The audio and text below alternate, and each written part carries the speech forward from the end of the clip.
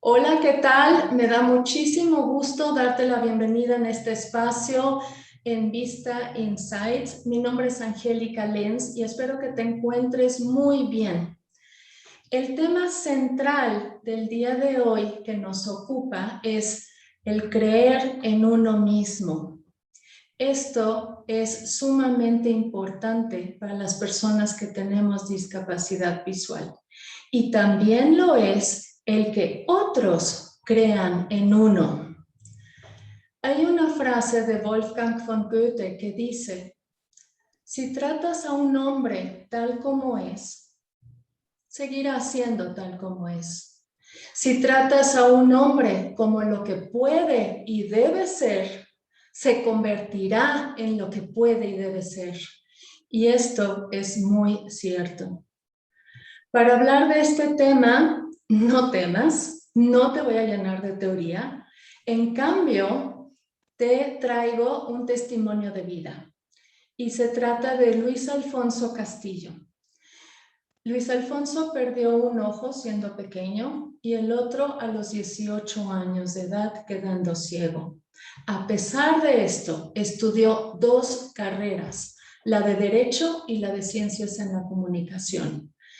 Ha trabajado en diversas dependencias y es el primer regidor con discapacidad en Veracruz y el primer regidor con discapacidad de la República Mexicana. Es fundador de un centro de rehabilitación visual para niños en Córdoba, Veracruz, y actualmente está trabajando en la Cámara de Diputados. Además de todo lo que ha hecho y hace, es docente, conferencista y conductor de radio. Con todo esto, me es un gran honor tenerte el día de hoy aquí con nosotros, Luis Alfonso. Que estés muy bienvenido. Angélica, muchísimas gracias. El gusto es para mí. La verdad te lo confieso, eres mi madrina de entrevista en YouTube. Es la primera vez que me hacen una entrevista para YouTube y yo muy contento de estar aquí contigo. Es un honor, de verdad, y gracias por tu disposición y por tu tiempo. Para comenzar, ¿qué te parece, Luis Alfonso, si nos platicas a qué dificultades te encontraste y te topaste cuando realizaste tus estudios superiores? Mira, bueno, yo te comento primero que yo me rehabilité, bueno, soy originario de Córdoba, Veracruz, y me vine a rehabilitar a la Escuela Nacional para Ciegos.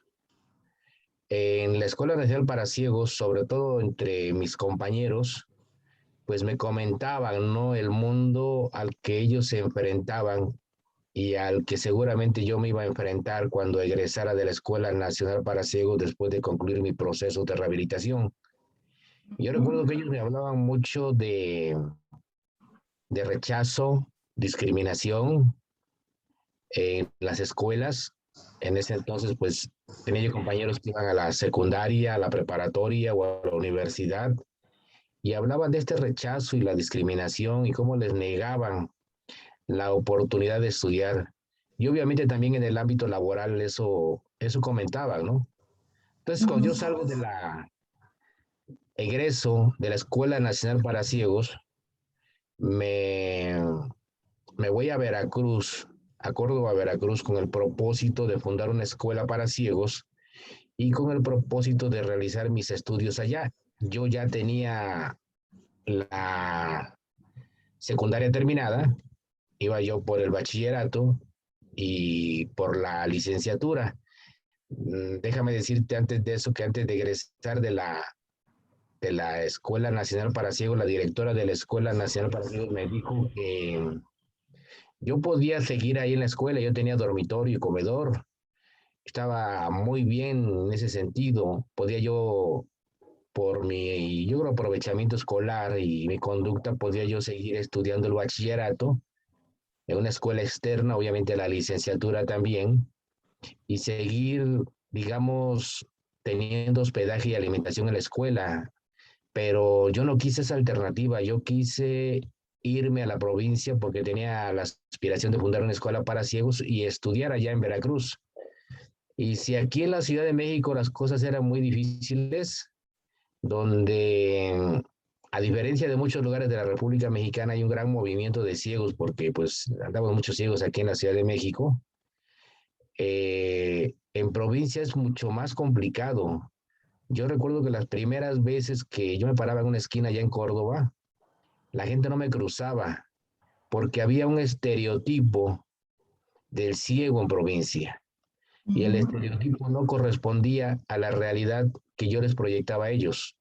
El estereotipo de un ciego en provincia en ese entonces, te estoy hablando de 1984, cuando yo regresé allá a Córdoba, era el hombre ciego era una persona sucia, con gafas, con un bastón de madera, de esos de curvita, no son propiamente para ciegos, sino son para sostenerse. Y si bien le iba al ciego, pues a lo mejor tenía la habilidad de tocar una guitarra, ¿no? Entonces, imagínate, me ven a mí con un bastón cromado, por ejemplo, y pues pensaban que era una persona parada con una varilla ahí o algún tubo, cualquier cosa menos un ciego, porque no era el prototipo de ciego que ellos tenían en la mente. Entonces me tocó esa primera barrera. Sí sufrí al principio rechazo en la escuela, en el bachillerato. Me aplicaron un examen, eso porque un amigo de barrio estaba en la mesa directiva de alumnos. Él me ayudó mucho en ese sentido y me pusieron un examen de admisión cuando a mí me quedó la idea de que en esa escuela no aplicaban exámenes de admisión. Afortunadamente lo pasé, pero sí al principio sentí las cosas muy complicadas, quise hacer prácticas de radio allá y no me aceptaron. Y llegó un momento en que si no lo sentí, digamos que sí se me asomaba mucho el arrepentimiento de haberme ido de la Ciudad de México a la provincia. Digo, no, pues aquí me vine donde no hay nada, donde no hay conciencia, donde tienen una idea muy diferente de nosotros. Y digo, pues qué, pues ni modo, ya estoy aquí y yo voy a seguir para adelante. Cuando entré al bachillerato, yo ya iba con esa mentalidad que me habían dicho mis compañeros. Acuérdate que en las escuelas regulares no nos quieren, nos rechazan, nos discriminan, pero afortunadamente, en ese caso, en el bachillerato, mi idea fue equivocada. Te puedo decir que en el bachillerato en el que estudié, que se llama Escuela Secundaria de Bachilleres Nocturna, estudiábamos de 5:40 de la tarde a 10 de la noche, y en su mayoría éramos adultos. Fue para mí una experiencia muy agradable. Te puedo decir que mis compañeros y mis compañeras fueron muy solidarios conmigo, mis maestros también. Yo cuando terminaba cada clase le decía al maestro, oiga maestro, bueno, en la primera clase, cuando exponía su materia, les decía yo, oiga, yo soy ciego, estoy rehabilitado y voy a necesitar que me hagan los exámenes en forma oral. Y me decían que sí. Y hubo un maestro que me llamó mucho la atención porque era el maestro nos daba clases de español.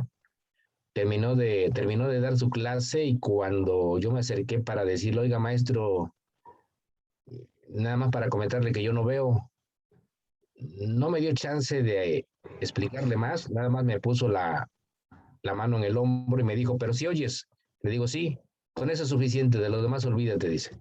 Wow. Maestros con esa actitud, con esa calidad y calidez humana, y mis compañeros también, yo me acuerdo cuando me tocó la explicación de matemáticas, que llegó el maestro de matemáticas, un tipo muy serio, totalmente serio, llegó, nos saludó, borró todo lo que estaba en el pizarrón, empezó a escribir una ecuación, empezó a explicar de una manera que a mí se me hizo rara porque llenó varias veces el pizarrón de ecuaciones y explicaba, multiplicamos este por este, luego este lo dividimos por este, luego este lo multiplicamos por este más y a este le sumamos este otro. Y yo me quedaba así como que, ¿y cuál es este? ¿Y cuál es este otro este, no? Afortunadamente tuve un compañero que era buenísimo para las matemáticas, él me vio así, yo creo que con cara ¿qué onda, no? Se acercó cuando terminó la clase y me dice, no te preocupes, dice, tú nada más oye todo lo que explique el maestro y trata de entenderle lo que puedas entender. Por lo demás, no te preocupes. Yo el domingo te explico todas las clases de la semana para que tú le entiendas. Entonces yo usaba un sistema también, además del braille, en ese entonces estoy hablando de una época en la que nada que ver la computadora, ¿no? Como ahora, ¿no? Teníamos el braille y los cassettes. Yo soy de esa época, digamos, primitiva, ¿no? Sí, cierto. De esa época fueron mis primeros estudios en escuelas regulares, ¿no? Entonces, yo es que utilizaba otro sistema que se llama sistema de escritura común y en una hoja yo escribía los números y las letras con bolígrafo grandes, que te gusta como pues centímetro y medio, sensibles al tacto porque quedaban remarcadas. Y con ese sistema mi amigo, que se llama Paco Mora, le decíamos, cada domingo iba a mi casa, me decía, mira, lo que vimos en esta semana fue esto y esto más, y me lo explicaba, me tomaba mi dedo índice y dice, mira, ahí sí se me hacía más fácil entenderlo, obviamente, porque me decía, mira, vas a multiplicar que es el 5 por y me ponía el dedo en el otro número, que es el 6 y ya me iba explicando de esa manera, incluso me enseñó a hacer gráficas, y yo lo entendí perfectamente. Increíble. Cuando yo presenté el examen de matemáticas, nada más llegó el maestro y nos puso una ecuación y nos dijo, resuelvan la ecuación, al rato nos vemos. Y hubo compañeros que nada más pusieron su nombre, y otros compañeros que quisieron el examen se llevaron 10 hojas tamaño carta para hacer el examen, que tardaron en promedio pues, como 1 hora, 15 minutos. Yo me tardé 3 horas y yo hice un examen de 36 páginas porque mis números eran más grandes, mis gráficas eran más grandes, sensibles al tacto. Cuando el maestro me entregó la calificación, le dije, maestro, ¿cuánto saqué? Me dice, sacaste 10. Y estaba Wow. claro y consciente de que sí lo había sacado porque sí le había entendido a todo lo que me había explicado mi amigo Paco. Y yo le dije al maestro, oiga, maestro, me gustaría que me diera el examen. Yo pensaba ese examen de 36 páginas, engargolarlo y tenerlo como un trofeo. Eh, Así pensaba yo tener mi examen, pero el maestro me dijo, no, yo me voy a quedar con el examen. Y seguramente pensó igual que yo creo que lo ha de haber usado para motivar o criticar o exhortar a sus alumnos a que estudiaran, que una persona que no ve hizo ese examen y que hizo bien las ecuaciones. Yo me imagino que por eso se quedó con el examen él, pero no me lo entregó, ¿no? Pero sin embargo, pues tuve la calificación, tuve la satisfacción. De ahí te puedo decir que después entré a la licenciatura en Ciencias de la Comunicación, que normalmente decimos que está, bueno, él pertenece a la Universidad Veracruzana, pero decimos que en el puerto de Veracruz, en la ciudad de Puerto de Veracruz, pero no exactamente está ahí, está en una ciudad que es una zona conurbada, que es Boca del Río, Veracruz. Ahí está la Facultad de Ciencias de la Comunicación.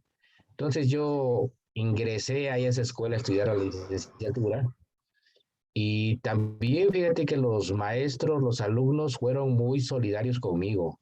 De hecho, yo entré a clases en un mes de agosto, empecé mi semestre.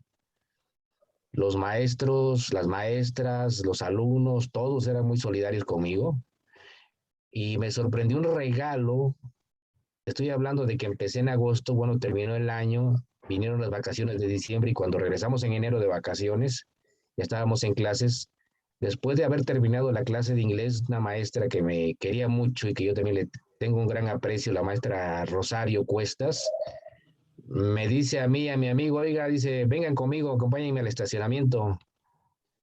Y ahí vamos con ella y abre la cajuela de su carro y me dice, te traje un regalo, dice, fíjate que anduve por Michoacán, pero pasé a la Ciudad de México y te compré un regalo. Le digo, ay maestra, muchísimas gracias. Y me lo pone en mis manos y eran 3 tomos en braille del libro El Principito. Wow. Eso fue así como que mira cómo te queremos, mira qué conciencia tenemos de ti y mira cómo nos adaptamos a ti, ¿no? Entonces, para mí fue también una muestra de esa naturaleza. Mis compañeros, mis compañeras, cuando iba yo a la disco, porque era un ambiente pues muy juvenil y cada, bueno, hoy le llaman antro, no íbamos a la disco los jueves en la noche, iban mis compañeras, mis compañeros, y viera, mis compañeras y mis compañeros me querían tanto que, para empezar, ellos no se podían ir a una fiesta si no iba yo. Yo en una Mm, ocasión dije, no, yo no voy a ir porque a lo mejor me están llevando por una situación de compasión o lástima, ¿no? ujú. Y les dije, no, saben que yo hoy no voy a ir. Éramos cuatro compañeros y me dicen ellos tres, dice, ¿sabes qué? Pues si no vas tú, no vamos nosotros. O vamos todos o no va nadie. Y esa actitud a mí me agradó mucho, me sorprendió de ellos. Y sí, obviamente iba yo a la disco con ellos. Mis compañeras, cuando yo estaba en la disco, yo no sé bailar, pero cuando yo quería bailar, cualquier compañero bailaba conmigo, aunque estuviera bailando con su novio, ¿eh? Dejaban al novio y iban a bailar conmigo y hasta el novio me decía, adelante. O sea, era un aprecio, un cariño tremendo que me tenían mis compañeras y mis compañeros. Entonces, afortunadamente, esos, esos criterios de rechazo, discriminación que yo había oído en la Escuela Nacional para Ciegos, te puedo decir que no los viví en el bachillerato ni en la licenciatura. Sí tuve dificultades, si tú quieres, un poco para estudiar, pero tenía yo mis compañeros que me grababan libros, compañeros y compañeras que me grababan los libros, me Híjole. grababan apuntes. Entonces, obviamente los grabábamos en cassette. Ujú, Y si yo estudiaba hasta las 4 de la mañana, ellos estudiaban también hasta las 4 de la mañana. Ellos no se iban a acostar hasta que yo paraba de estudiar, ¿eh? Y fue un grupito muy bonito porque vivimos juntos en un departamento, nosotros cuatro, y era un grupo muy unido que siempre íbamos por las mejores calificaciones. Sí nos gustaba divertirnos, pero sí nos gustaba ser igualmente responsables con nuestros estudios. Y te puedo decir que yo no tuve dificultades para estudiar ahí en la universidad. Fue una época de 4 años la licenciatura en la que escasamente o rara vez llegué a utilizar el bastón.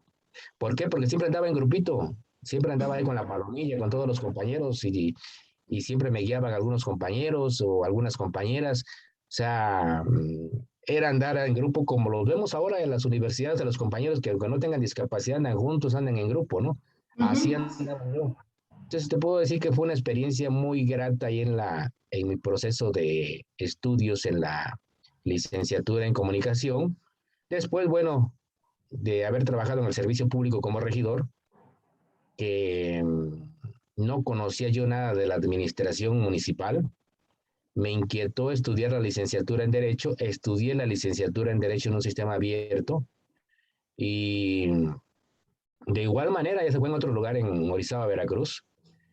También mis compañeros, mis compañeras me trataron muy bien, los maestros también me trataron muy bien. Entonces yo grandes problemas así de rechazo y discriminación en esos ámbitos escolares no lo sufrí afortunadamente. Sí, alguna vez en una escuela sí me rechazaron cuando quería estudiar inglés.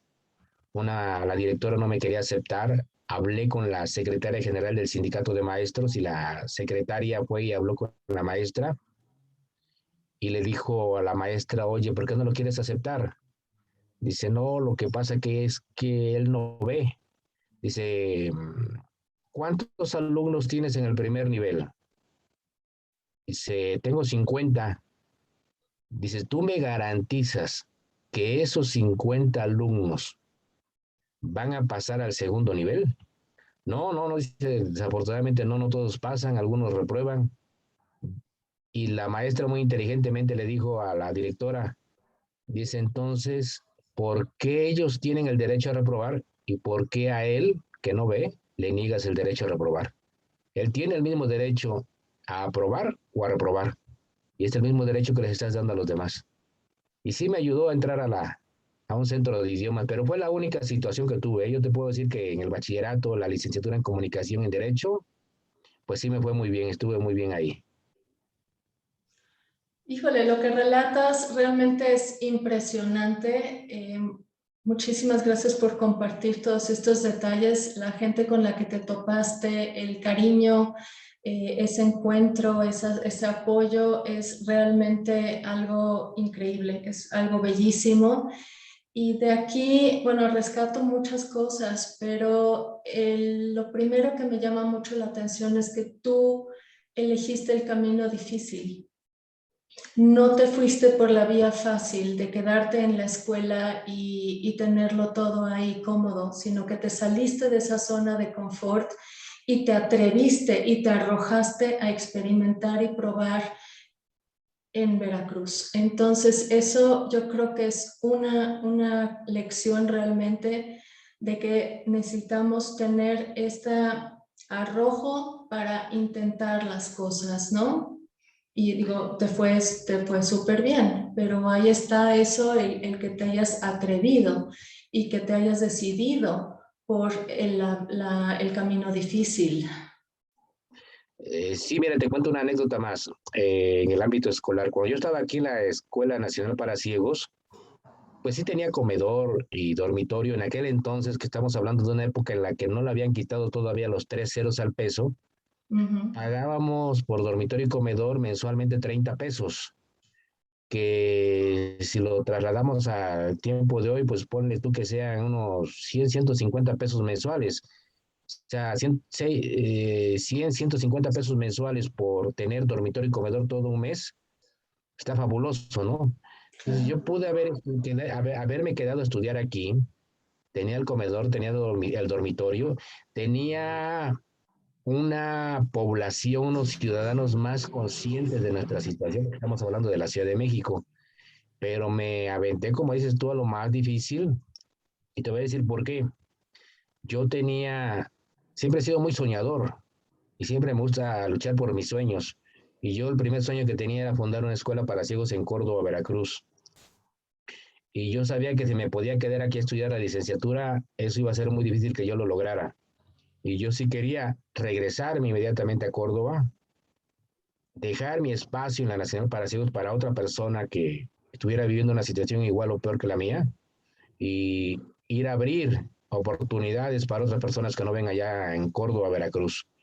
Y fíjate, en aquel entonces, creo que hasta la fecha se sigue utilizando que en el centro de la ciudad, en los puestos ambulantes, hay organizaciones de ciegos que supuestamente o algunas sí apoyan a ciegos y les daban mensualmente en aquel entonces 30 pesos. Recuerdo, estoy hablando de una época en la que no le habían quitado los 3 ceros al peso. Les daban mensualmente 30 pesos. Cuando yo me voy para allá, yo obviamente no recibí nunca ese apoyo, no lo solicité. Cuando yo llego allá, pues llego sin nada, ¿no? Pero imagínate cuando llego a Ciencias de la Comunicación a la licenciatura, el gobierno del estado me da una primera beca, porque yo por razones económicas yo no debía haber estudiado ni una licenciatura. Mi papá me dijo, si quieres estudiar, hijo, cuentas con mi apoyo moral. Puedes estudiar lo que quieras, donde quieras, pero no cuentes con mi apoyo económico porque no lo tengo. Yo le dije, no te preocupes, yo voy a conseguir becas o una beca para estudiar. Adelante. Y sí, el gobierno del estado de Veracruz, a través de la Universidad Veracruzana, me dio en aquel entonces una primera beca.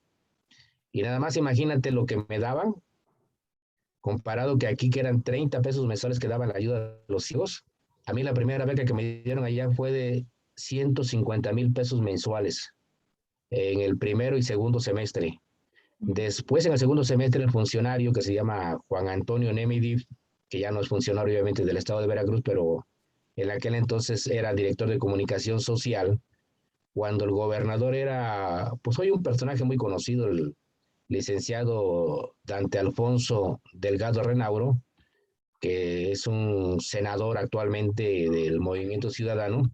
Él era el gobernador y Juan Antonio Nemi era su director de comunicación social. Me dijo, oye, ¿cuánto te están dando en la universidad de beca? Digo, me siguen dando 150,000 pesos. Y me dice, ya es necesario un aumento, ¿no? Digo, pues si tú lo consideras así, ¿yo qué más te puedo decir? Claro que sí. Y me dice, bueno, veme a ver a mi oficina y te vamos a tramitar un aumento de la beca. Yo fui a su oficina Y mi expectativa era que de 150,000, que ya era mucho también en la Universidad Veracruzana, porque las becas en la Universidad Veracruzana eran de 30,000 pesos, y a mí me daban 150,000. Digo, pues yo creo que me van a aumentar a 200,000. Ujú. Cuando llego con él, me dice, mira, vamos a dejar que te sigan dando la beca de 150,000 pesos en la Universidad Veracruzana, y el gobierno del estado de Veracruz, a través de la Secretaría de Finanzas, te va a dar 500,000 pesos mensuales más. Yo Wow. tenía al mes 650,000 pesos, era más de un doble de un salario mínimo, ¿eh? Entonces yo sí tenía suficiente dinero, tuve suficiente dinero, muy bien becado por el gobierno de Veracruz para estudiar la primera licenciatura, ¿eh? Entonces, eh, me sucedieron dos cosas. Al principio te digo que sí sentí que el arrepentimiento se me asomaba y me decía, oye, mira, la regaste, allá tenías dormitorio, tenías comedor, podías estudiar, por ejemplo, en la UNAM, y dejaste todo eso por venirte a esto, a no tener nada donde quién sabe si te vayan a aceptar en el bachillerato. Pero ya cuando estaba en la Universidad de Veracruzana, un amigo me dijo, dice, híjoles, Luis, dice, la verdad que tú estás muchísimo mejor que muchos compañeros de la Ciudad de México. Y sí, pero obviamente pues mi tramo y mi esfuerzo y el haber creído en mí me costó, ¿no? Y haber confiado también un poquito, haber creído también en la gente, ¿no? Y eso me ayudó muchísimo, Angélica, ¿eh? Ya lo creo, ya lo creo. Ahora, mencionaste hace un rato que ya después de haber estudiado eso, cuando empezaste a estudiar derecho, ya eras regidor. Me encantaría que nos platiques de cómo te fuiste abriendo tu camino laboral. Ese fue otro desafío también tremendo, ¿eh? Ese sí fue más sinuoso el camino, más complicadito, ¿no? Porque yo ya había terminado la licenciatura, imagínate la de Ciencias de la Comunicación, con un promedio de 9,62 logré exentar el examen profesional, tuve una titulación de manera automática y con mención honorífica, o sea, salí muy bien de la universidad, pero cuando me regreso igual de Boca del Río, Veracruz, a Córdoba, para empezar a buscar trabajo, no me daban trabajo. Iba a los periódicos y me decían que no había vacantes, iba a las radiodifusoras y me decían también que no había vacantes, y curiosamente días después había nuevos periodistas, nuevos locutores trabajando, y era algo que a mí me lo habían negado. Una vez un gerente de una radiodifusora me dijo, dice, mira, es que en la realidad tú representas un riesgo de trabajo para nosotros. Digo, ¿cómo que un riesgo de trabajo? Le digo, yo no le veo ningún riesgo de trabajo trabajar como locutor. Y me decía, es que si tú vienes de tu casa sin ver al trabajo y sufres un accidente, se considera accidente de trabajo. A nosotros no nos conviene eso. Entonces un buen amigo de la Universidad Veracruzana me dijo, dice, mira, si todos los medios te rechazan, ¿por qué no creas tu propio medio? Y me sonó así como que no, pues, o sea, a ver, yo no puedo poner un periódico, no tengo presupuesto para eso. Puedo poner Claro. una radiodifusora, ¿no? Ujú. Dice, no, no, no necesariamente eso, dice, pero puedes empezar, por ejemplo, con una revista. Cuando yo tomo esa idea de empezar con una revista, me encantó la idea, y jugando un poquito con mi condición de ciego, con el trabajo editorial, yo le puse a esa revista Punto de Vista. Y toda la idea que yo tenía para la revista estaba bien. El problema era imprimir el primer ejemplar. Ujú. Todos los impresores nos pedían el 50% de anticipo para imprimir la revista, y al terminar cuando nos entregaban la revista, pues pagar el otro 50%. Yo no tenía ni un centavo, pero tenía un amigo que tenía una hermana con discapacidad, y eso lo hacía muy sensible, hasta la fecha es muy sensible a las personas con discapacidad. Julio César Lee se llama, y lo fui a visitar, le planteé la idea y me dijo, no te preocupes, dice, tráeme los diagramas de tu revista, yo te la imprimo, y cuando tus patrocinadores te hayan pagado, me pagas la revista, no te preocupes. Entonces ya con ese apoyo comencé a hablarle a varios comerciantes, empresarios, desde mi domicilio. Yo les hablaba de la manera más natural, les decía mi nombre, les decía, tengo un proyecto de una revista, tengo espacios publicitarios que pueden ser de mucha utilidad a su negocio y le quiero presentar mi plan de trabajo y mi proyecto y necesito que me dé una entrevista. Y sí me daba la entrevista por teléfono. Cuando yo llegaba frente a ellos, me decían, oiga, pero usted es la persona que habló por teléfono. Sí, digo, yo soy. Se sorprendían porque la persona que hablaba por teléfono, pues por teléfono no perciben si uno es ciego o no. Ujú. Entonces, pues cuando ya me veían y veían que no veía yo, se sorprendían. Era el primer impacto, pero yo después de eso, pues eso lo hacía a un lado porque yo iba muy claro y muy consciente, eso es muy importante. Yo no iba a venderles mi discapacidad como ciego. Yo iba a venderles un proyecto publicitario Ujú. y no hice comentarios sobre mi condición de ciego, de cuando me quedé sin ver, lo que había hecho, lo que no había hecho. Yo le dije, este es mi proyecto, va a tener estas secciones en la revista, tenemos estos espacios, esas son las cotizaciones y me fui luego como un ejecutivo de ventas. Entonces, ahí fue mi primer trabajo, director propietario de una revista que empezó a circular ahí en Córdoba, Veracruz, en los puestos de revistas. Para mí era altamente satisfactorio cuando pasaba por la calle frente a un puesto de revistas y mi prima que me ayudaba, mi prima Alejandra, me decía, ahí está la revista. Y sí, en varios puestos estaba la revista y sí se vendía. Ese trabajo no me dejó grandes utilidades, nunca me dejó pérdidas, pero grandes utilidades no me dejó.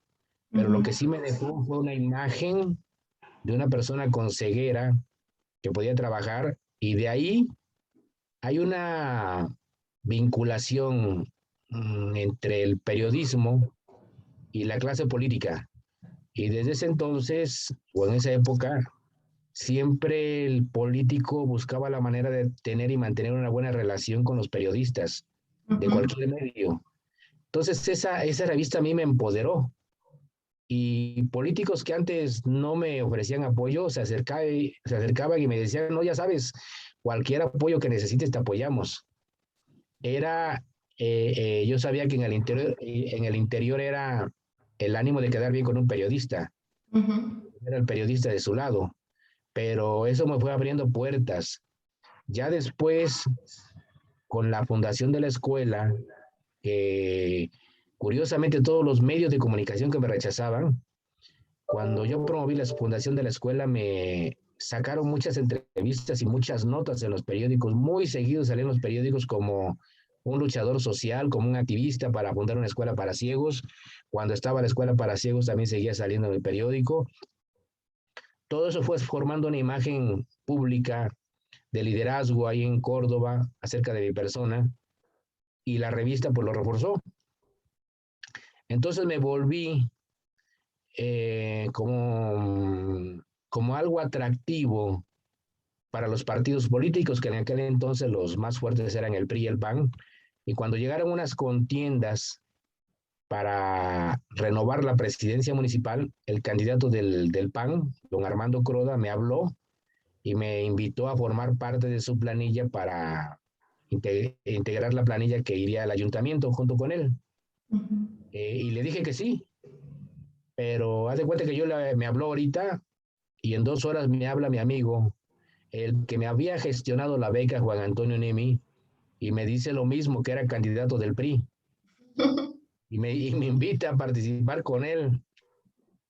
Y le digo, siempre con la verdad de frente, le digo, mira, ya me invitó el candidato del PAN a formar parte de su planilla, pero él insistió y me dice, ¿sabes qué? Te hago un llamado como amigo. Y yo me acordé de lo que él hizo conmigo para gestionar esa beca que fue muy importante para mí, que me permitió estudiar la carrera.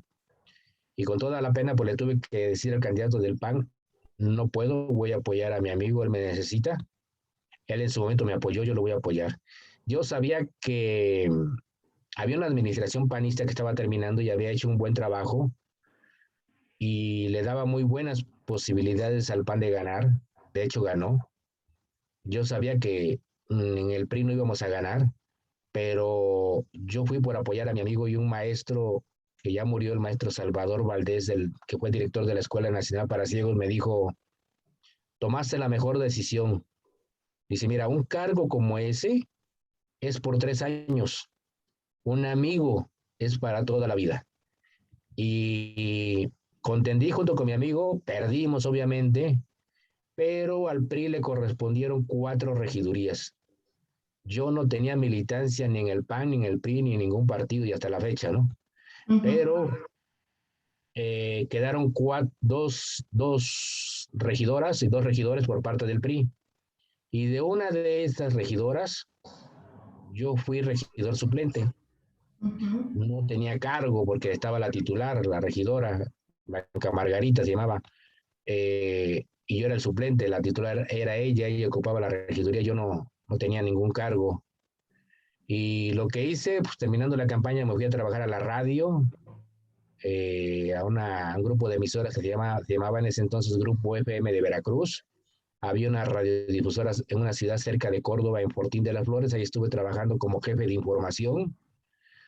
Había un señor que se llamaba don Félix Malpica, que era uno de los dueños, muy estricto, tenía fama de muy estricto, muy enojón.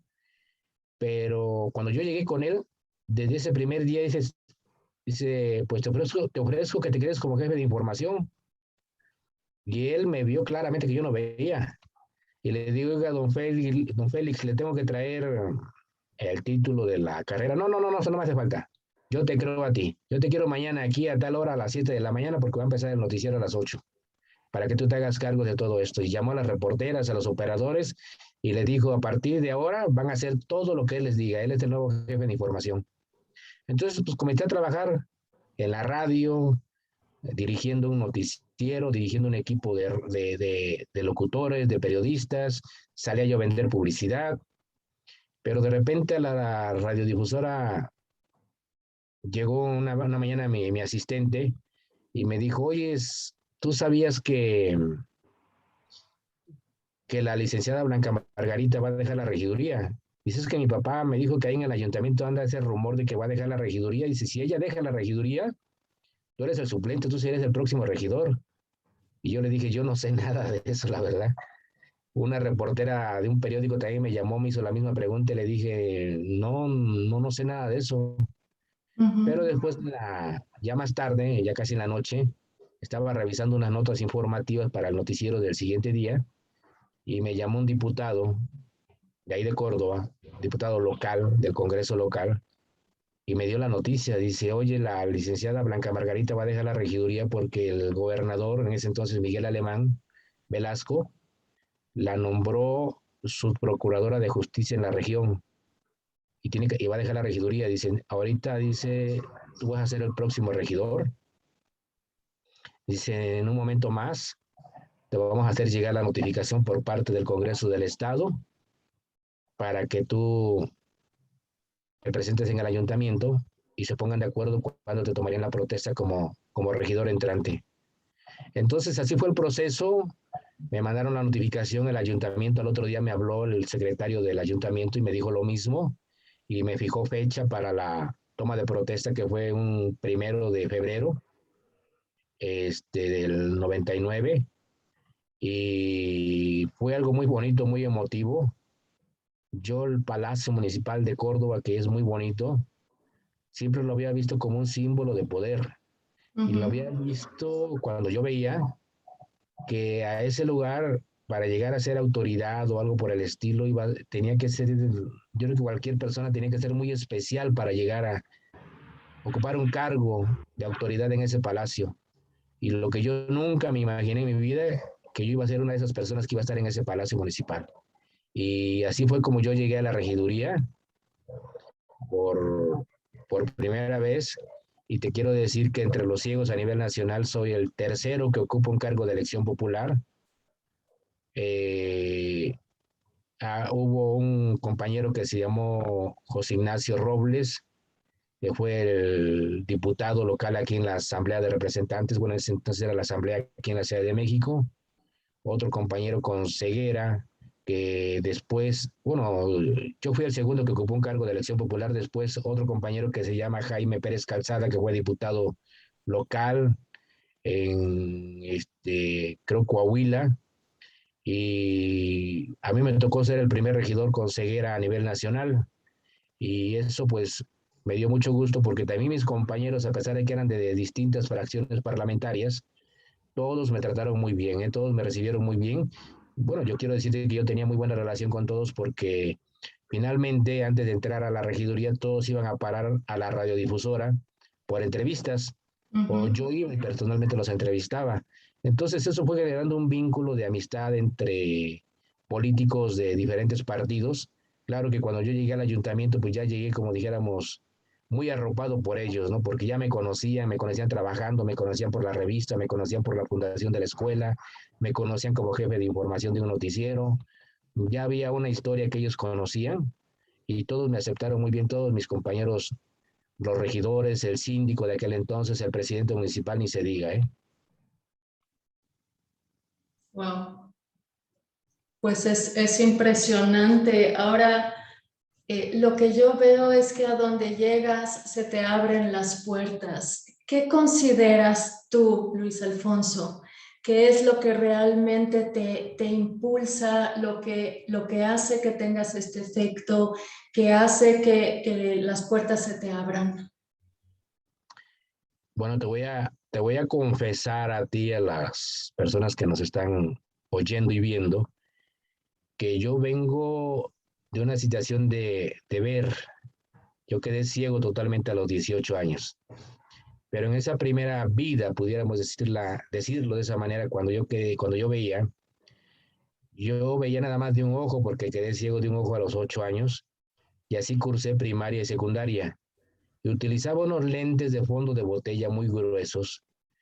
Y eso de que hoy estoy oyendo mucho en los medios o que de hace ya algunos años para que lo vengo oyendo mucho del bullying, no se mencionaba antes, pero yo ya lo conocía en carne propia. Yo sufrí mucho el acoso, el hostigamiento del cuatro ojos, el cuatro lámparas, el visco y burlas por no ver bien.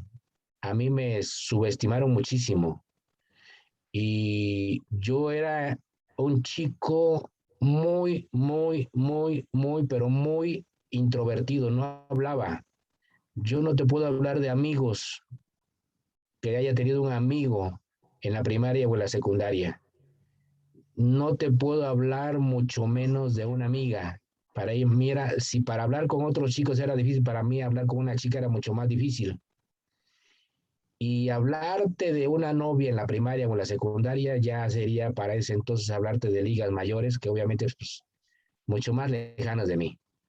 Entonces, así fue como después yo quedé ciego. Cuando quedo ciego, yo me cuestiono y ahora qué voy a hacer. Y yo empecé a pensar, de algo tengo que vivir. ¿De qué puedo vivir? Yo puedo vivir bien. Digo, yo creo que tengo dos dones o cualidades que Dios me dio, que es la facultad de pensar y la facultad de hablar. Y me pasaba algo paradójico, Angélica. Fíjate que cuando yo veía, yo quería ser locutor, quería ser conferencista, quería yo hablar, pero esos complejos, esos traumas eran más grandes y más pesados que mi voluntad. Y no me dejaban hablar. Yo iba a las radiodifusoras y me maravillaba oír a los locutores, pero me alejaba de las cabinas porque tenía miedo que me acercaran al micrófono y me Ujú. empezaran a preguntar. Pero dentro de mí había alguien que quería hablar, que quería ser locutor, que quería ser periodista, que quería ser comunicador, que quería ser conferencista, pero esos complejos no me dejaban. Cuando quedo sin ver, después de la rehabilitación física, digamos, lo que es andar con el bastón, actividades de la vida diaria y todo eso, el braille y todo eso, pues también Ujú. tomé mi rehabilitación psicológica con una muy buena psicóloga y ella me ayudó muchísimo y fue entonces cuando le encontré respuesta a qué quería yo dedicarme. Y digo, voy por la carrera de locutor. Y voy a Córdoba, hablo a una cabina y me entrevisto con un locutor y me plantea un panorama así mega difícil. Me dice, no, es que para ser locutor está muy complicado, que esto, que el otro, que tienes que aprender idiomas y tienes que tener una cultura general y no, no, lo planteó imposible. Ujú. Sentía que sí era posible y haz de cuenta que ese locutor me ayudó mucho porque me picó el amor propio y le di y me dije entre mí, no tan solo voy a ser locutor, voy a ser licenciado en ciencias de la comunicación. ¿Qué es lo que sucedió conmigo? Mira, cuando uno queda sin ver, y sobre todo con el historial que yo tenía cuando veía del bullying, el rechazo, Ujú. algo que pierde uno, yo creo que es en todos mis compañeros, cuando adquirimos una discapacidad, es la falta de credibilidad en uno mismo. Así es. De creer que es útil, que es uno capaz de hacer muchas cosas. Pensamos que una discapacidad lo es todo y no lo es todo. Yo cuando quedé sin ver, yo dije, con mucha tristeza y mucha depresión, una depresión que me llevó a pues, casi al suicidio, pero yo en mi depresión decía, se acabaron mis paseos en motocicleta, se acabaron mis juegos de béisbol, se acabaron mis sueños de ser a los 24 años de edad arquitecto, se acabó mi posibilidad de tener novia y de formar un hogar, se acabó todo. O Ujú. sea, yo dejé de creer absolutamente en mí Ujú. y eso es terriblemente nocivo. Cuando yo empiezo a recuperar esa credibilidad en mí, es cuando se me empiezan a abrir puertas. Yo creo que lo que llevamos en el interior, definitivamente lo proyectamos en el exterior. Si alguien no cree en sí mismo, los demás tampoco van a creer. Ujú. Entonces, yo no fui, y eso es muy importante recalcarlo, no fui ni soy un creído, pero sí es importante creer en uno mismo. Ujú. Yo le podría decir a las personas que acaban de perder la vista que no propiamente se vuelvan increídos, porque sí tienen muchas capacidades, pero que sí crean en ellos, que crean que tienen un potencial, que tienen capacidades que aprovechar. Y yo creo que eso que llevo yo dentro de mí, de que decía, ah, no, pues si este señor dice que no puedo ser locutor, le voy a demostrar que voy a ser locutor y está licenciado en comunicación. Y yo creo que esa credibilidad que tuve en mí se fue, haz de cuenta como cuando tú avientas una piedra a un estanque de agua, del centro donde está la caída de la piedra, se empieza a formar una ondita y esa Ujú. onda se va expandiendo alrededor, alrededor hasta que llega a las orillas del estanque. Ujú. Yo pienso que la credibilidad es así. Tienes que creer primero en ti y esa credibilidad después va a ser como esa onda. Se va a ir expandiendo. Al rato va a creer tu mamá, va a creer tus hermanos, van a creer los del barrio, van a creer los de la empresa, van a creer la sociedad, van a creer en ti los de la escuela.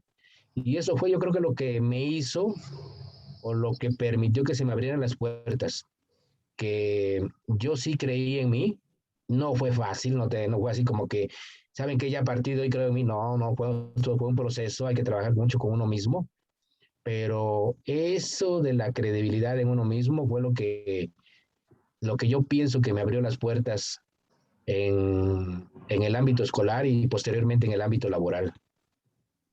Sí, sí, yo también lo creo. Ahora, todo eso que tuviste que trabajar, ¿qué le podrías recomendar a otras personas ahorita? ¿Qué deben de trabajar? Mira, eh, cuando uno pasa por una situación de discapacidad, estamos hablando de un duelo, estamos hablando de una pérdida y todo duelo tiene un proceso. Hay que vivir ese duelo, hay que vivir ese proceso. Sí, se vale que nos enojemos. Yo me enojé hasta con Dios, le reclamé fuertemente a Dios, me bronqueé mucho con Él y eso es válido. Eh, Posteriormente, pues uno poco a poco se va uno digamos, negociando con su situación y decir, a ver, no puedo hacer esto, o ya jamás voy a poder hacer esto, pero esto y esto más sí lo puedo hacer. Ujú. A mí me impresionó mucho la anécdota de un niño cuando yo estaba en una profunda depresión por haber quedado ciego. estaba yo en la casa, no estudiaba, no trabajaba. Y en ese entonces, en las mañanas mi mamá oía la radio, le gustaba oír noticias, y una vez escuché a la reportera, a la periodista, a la conductora del noticiero que decía, le hacemos un llamado al auditorio porque estamos necesitando una silla de ruedas para un niño que quiere ir a una escuela. El niño tiene 11 años y quiere terminar su primaria, y el niño no puede caminar. Y eso me llamó la atención, digo, wow, un niño que no puede caminar y quiere terminar su primaria, quiere estudiar. Y después siguió hablando la periodista y dijo, eh, el niño no tan solo no puede caminar, el niño solo tiene 6 meses de vida, pero antes quiere terminar su primaria. Y a mí eso me impactó muchísimo porque yo dije, caray, Dios mío, yo lo que tengo es que no veo, pero que yo sepa, nadie me ha dicho que tengo 6 meses de vida. Y comencé a revalorar lo que sí tenía. ¿Y qué es lo que sí tenía? Estaba bien de mis brazos, de mis piernas, de mis oídos, de mi facultad de hablar, de mi facultad de pensar. Mis padres son padres maravillosos que siempre me apoyaron, que es otro punto, ¿no? Cómo mis padres creyeron también desde un principio en mí. Yo recuerdo a mi papá que ya falleció, pero mi papá era una persona que súper creía en mí. Si a mi papá yo le hubiera dicho en un momento, papá, yo voy a ser el primer astronauta ciego que va a pisar la luna, él hubiera creído, me hubiera asegurado que sí iba yo a lograr eso. Él creía muchísimo en mí. Entonces, yo comencé a valorar los padres que tenía, los hermanos que tenía y las facultades que tenía, y solo le pedí a Dios que me ayudara a continuar con mi vida, con lo que no tenía, con lo que sí tenía y que era bastante. Y eso fue lo que poco a poco me fue sacando adelante. Yo les diría a las personas, yo sé que una discapacidad no son peritas en dulce, es muy terrible, muy difícil pasar por ese duelo, pero hay que pasarlo. Y hay que llegar a un punto en el que más que ver lo que no tenemos o lo que perdimos, hay que ver lo que sí tenemos. Y hay tantas cosas tan valiosas que tenemos como seres humanos, desde nuestras facultades físicas o mentales hasta lo que llevamos dentro como seres humanos o lo que podemos crear y recrear dentro de nosotros, y que obviamente va a tener una repercusión en el exterior. Yo creo que lo primero que tenemos que hacer es ver qué es lo que sí tenemos, y dentro de todo eso, sí empezar a creer en uno mismo y empezar a generar credibilidad. Eso es fundamental, Angélica, ¿eh? Ujú. Y sabes qué, que yo creo que cuando te fortaleciste tras todo este proceso que relatas ahorita, y eso aunado a la rehabilitación visual y al apoyo psicológico que obtuviste, lograron que pudieras escuchar esa voz interna y que pudiera surgir esa esencia que traes ya de nacimiento, de ese impulso de que tú querías hablar, que tú querías ser locutor, que tú querías, o sea, yo creo que gracias a todo eso pudo emerger esa esencia y pudo brillar. Sí, porque como te decía al principio, mira, los complejos que yo traía, pues tenían una causa, eran por el bullying que yo había sufrido por ver muy poco, y Ujú, así van muchos seres humanos por la vida cargando ciertos complejos o cierta situación de timidez o ciertos traumas. Hay que hacer el esfuerzo por quitarnos esas losas para que, como dices tú atinadamente, emerja la persona que realmente eres. Yo creo que muchas de nuestras vocaciones o nuestras vocaciones que tiene cada ser humano no surgen propiamente en la licenciatura. Yo creo que uno ya lo trae desde muy chico, desde niño. Entonces, ujú, imagínate, yo creo que yo ya era locutor o conferencista desde muy pequeño. Pero ¿qué pasaba con ese muchacho que quería hablar? Estaba aplastado por los complejos, por los traumas, por su timidez, por su inseguridad, por sus miedos. Todas esas losas lo aplastaban. Cuando yo logré quitarme esas losas, que no fue solo, fue mucho la ayuda de Dios y la ayuda de la psicóloga. Eso obviamente permitió, como dices tú, que emergiera la persona que realmente era. Ahora te puedo decir, bueno, que con facilidad estoy platicando contigo, es un gran gusto, que he platicado con, pues ya hablo ya con cualquier persona, he dado conferencias, he trabajado en radiodifusoras, he dado discursos en la Cámara de Diputados precisamente. Mm, Hay, si tú quieres, cierto grado de timidez a las chicas, pero no hay temor. En un viaje que hice a Colombia, hubo una chica que me gustó mucho, estaba en un restaurante y lo que hice ahí, cuando yo veía, era total y materialmente imposible. Cuando fui a Colombia ya no veía, yo fui solo y llamé a la chica y se acercó y le dije, oye, qué guapa estás, la verdad me gustas mucho y nada más te lo quería expresar como un gesto de admiración y también con el respeto que te mereces.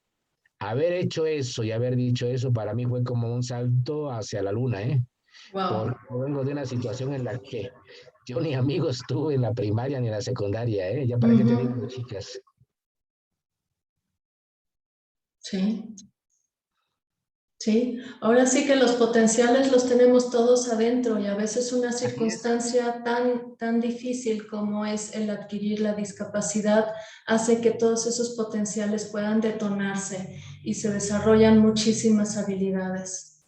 Sí, y esto, Angélica, aplica no nada más para los que somos ciegos, para los que tienen o adquieren otra discapacidad, Claro. inclusive hasta para las personas que no tienen una discapacidad, a veces por ciertas situaciones que han vivido, chicas o chicos en la vida o en la primaria. Acordémonos que los que sufrimos bullying no nada más somos las personas con una discapacidad, también a veces me decía una maestra en la universidad, me decía, ay Luis Alfonso, dice, si supieras que esta sociedad te discrimina por todo, porque eres alta, te discrimina, porque eres chaparra, te discrimina, porque eres delgadita, te discrimina, porque eres gorda, te discriminan, porque eres Ujú. moreno, te discriminan, porque eres blanquito o rubia, te discriminan, por todo te discriminan. Entonces, Cierto. hay personas que cargan esos complejos, que cargan algún problema, y yo te puedo decir, les podría decir que luchen por superar sus duelos, que luchen por quitarse esas losas emocionales internas que tienen y que le permitan al ser que verdaderamente son, que emerja, que salga y que salga a buscar sus sueños, sus aspiraciones, que salga a luchar para triunfar en lo que realmente desean, lo que realmente quiere ser en la vida. Y yo les puedo garantizar por testimonio propio y no nada más por mí, sino por muchos compañeros, entre ellos tú, que sí se pueden alcanzar muchos de nuestros sueños, ¿eh? Y hablando de sueños, Luis Alfonso, no quiero despedirme de ti antes de que nos compartas sobre la fundación. Ah, cómo no, mira, ese fue pues un gran sueño. ¿Cómo surgió lo de la fundación? Cuando yo estaba en Córdoba, Veracruz, yo quiero decirte que mi entrada a la Escuela Nacional para Ciegos no fue fácil. Cuando yo quise entrar a la Nacional para Ciegos, una trabajadora social me dijo, ¿te gustaría estudiar masoterapia? Yo le dije no, porque yo, obviamente yo quería ser locutor o conferencista, cosas así, ¿no? Y yo no quería ser masoterapista, porque ahí se impartía en la Nacional para Ciegos, creo que se sigue impartiendo la carrera de masoterapista. Sí. Pero eso no le gustó mucho a la trabajadora social y fue muy tajante y determinante y me dijo, dice, mira, aquí se le da preferencia a los que no tienen primaria y a los que estudian masoterapia. Tú ya tienes secundaria y no quieres estudiar masoterapia. Bueno, me fui y regresé cuando me iba a inscribir supuestamente en septiembre de 2003 y me negaron la entrada. No entré a la Nacional para Ciegos.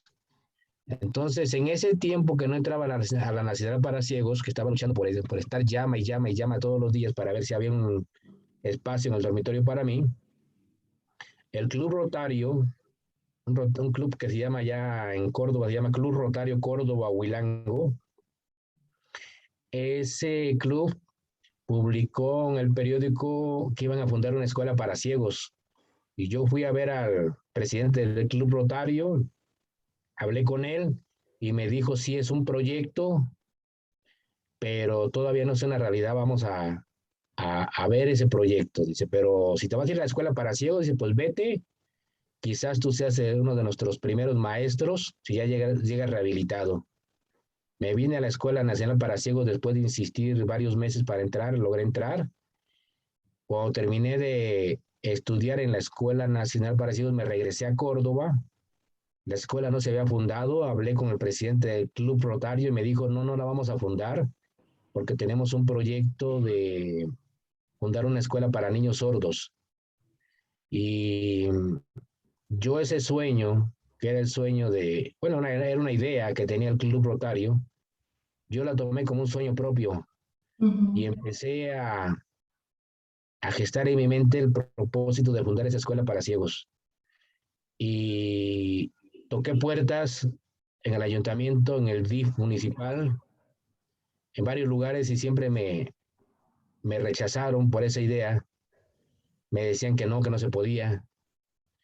Y llegó un momento que empecé a desistir de luchar por la escuela para ciegos. Pero apareció un anuncio en el periódico, de esos anuncios que en este momento se me siguen haciendo muy raros. Mi papá me lo leyó. Un anuncio que yo no he vuelto a saber que se haya publicado un anuncio como ese. En el aviso, en los avisos decía, solicito persona que sepa leer y escribir en braille.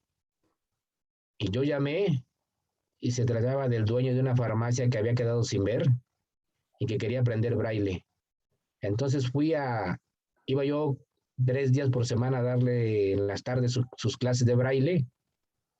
Y en una ocasión, mientras yo era un señor ya como de 50 y tantos años, yo era un chamaco que tenía pues como 21 años, y en una ocasión dándole la clase de braille, le comenté que yo tenía el sueño de fundar una escuela para ciegos.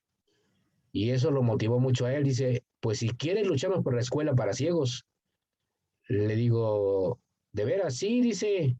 Y tenía una hija, o tiene una hija que ella sí, ahorita no ve, ella sí, sí veía, Laurita. Ella era nuestra guía. Y junto con este señor, pues comenzamos a recorrer algunos lugares, otra vez al ayuntamiento, otra vez al DIF, algunos lugares, para buscar que se fundara la escuela para ciegos.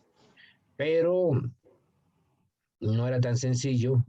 Y en ese entonces, el ayuntamiento, los 20 de noviembre, entregaba un reconocimiento que se llamaba 30 caballeros, que se lo entregaban a 30 ciudadanos de Córdoba que hubieran destacado en cierta área. Por ejemplo, en ese entonces recibió un diploma 30 caballeros una periodista que se llama Ana Cristina Peláez, que era una reportera de 24 horas de don Jacobo Zabludowski, un jugador de fútbol que participó en un evento en China, y otro actor que yo no sabía que era de Córdoba, el señor Mauricio Herrera, cómico, también es de Córdoba. Él también recibió ese reconocimiento, y en superación personal me lo entregaron a mí por mi aprovechamiento en el bachillerato. Increíble. Y cuando yo le platiqué al señor que le estaba enseñando braille, el señor se llama don Laurentino, le digo, oiga, don Laurentino, fíjese que me van a entregar este reconocimiento. Yo no me lo creía, porque después de haber ido a tocar al ayuntamiento varias veces la puerta por la escuela para ciegos y que me habían rechazado, digo, pues como que no era fácil creer que me iban a dar ahora un reconocimiento, ¿no? Pero bueno, lo tomé. Y me dijo don Laurentino, dice, mira, pues es la oportunidad de que le des a conocer a la sociedad tu sueño de fundar una escuela para ciegos. Y mandó a un periodista de un periódico de mayor circulación ahí en Córdoba, que estuvo presente en el evento. Al terminar el evento me entrevistó, sacó una semblanza de mi vida en el periódico, y al día siguiente aparecí con una fotografía en el periódico, y el cabezal de esa nota decía, tuve deseos de suicidarme, hoy lucha por una escuela para ciegos. Y a partir de ahí empezaron a venir varias notas. A partir de ahí se empezaron a abrir puertas en el ayuntamiento, en la sociedad. Unas periodistas se unieron a nosotros. Una de ellas ya murió, lamentablemente, que fue la que más nos impulsó, que se llamaba Rosy Núñez. Su hermana Lucy Núñez tenían un suplemento de sociales, y ahí prácticamente aparecíamos todos los días en el suplemento con la lucha para la escuela para ciegos. Recaudamos donativos, El Club Rotario, perdón, nos prestó instalaciones de la Escuela de Niños Sordos para empezar la escuela para ciegos. Y el 3 de septiembre de 1986 se inauguró la primera escuela para ciegos en Córdoba, la cual hasta ahora sigue funcionando. Wow, qué historia, ¿eh? Y ahí vemos cómo los sueños nos impulsan, realmente nos impulsan y nos hacen sacar lo mejor de nosotros y lograr cosas impresionantes. Y cómo, claro, o sea, te topaste con obstáculos, pero fueron surgiendo después opciones, alternativas, las buscaste y se logró. Entonces es una historia bellísima. Y pues ahora sí que yo de verdad te felicito Gracias, por Angélica. todo lo que nos has compartido, porque de ese niño tímido, inseguro, acosado, lo que se convirtió ese niño posteriormente es una verdadera transformación, una transformación de éxito, de logros, que es un ejemplo de vida para muchísimas personas. Y como tú bien dijiste, la clave para esa transición, para esa transformación y para tus logros ha sido el creer en ti mismo y que otras personas creyeran en ti. Entonces, pues no me queda más que agradecerte por todo esto. No sé si para concluir quisieras cerrar todavía con algún pensamiento, con algo que a lo mejor me faltó preguntarte o que quieras añadir. No, muy completa tu entrevista. Yo lo único que tengo que expresarte es mucho agradecimiento, insistir mucho, siempre ando insistiendo mucho en eso, que nosotros los seres humanos tenemos la maravillosa capacidad de soñar y también tenemos la capacidad de forjar un carácter que nos permite ir por nuestros sueños. Nos vamos a tropezar, nos vamos a golpear, nos van a rechazar, vamos a tener muchas complicaciones, pero si somos perseverantes y sobre todo si creemos en nosotros mismos, poco a poco la demás gente va a ir creyendo en nosotros y vamos a lograr alcanzar, no un sueño, muchos sueños. A mí mi psicóloga cuando estaba en terapia me decía, tú vas a llegar muy lejos. Y yo le preguntaba, le decía, oye, le digo, ¿y qué es eso de lejos? ¿Qué es lejos? Y me decía ella, dice, mira, en una persona como tú es muy difícil saber qué va a ser lejos. Yo a través de las experiencias que me ha dado la vida, hoy lo entiendo, que un ser humano cuando sueña y alcanza un sueño, debe de seguir soñando y debe de luchar por alcanzar otro sueño. Y cuando Ujú. termina y llega ese sueño, debe de seguir soñando y debe de luchar por otro sueño más. Y permanentemente estar soñando y luchando por sueños. Cuando una persona es así y piensa así, eso de que va a llegar muy lejos es muy difícil saberlo porque el ser humano puede estar soñando permanentemente y luchando permanentemente por alcanzar sus sueños. Así de que yo invito a muchas personas con y sin discapacidad a que sigan soñando, que sigan luchando por alcanzar sus sueños y que luchen muchísimo por quitarse esas losas y creer en ellos mismos. Qué bello mensaje. Muchísimas gracias, Luis Alfonso, por compartirnos todo esto. Reitero, gracias por tu disposición, por tu tiempo, por la apertura de transmitirnos todo esto. Y pues no me queda más que, pues ahora sí que darte las gracias y mandarte un abrazo. Gracias, Angélica. Muchísimas gracias a ti. También te mando un abrazo. Gracias. Gracias.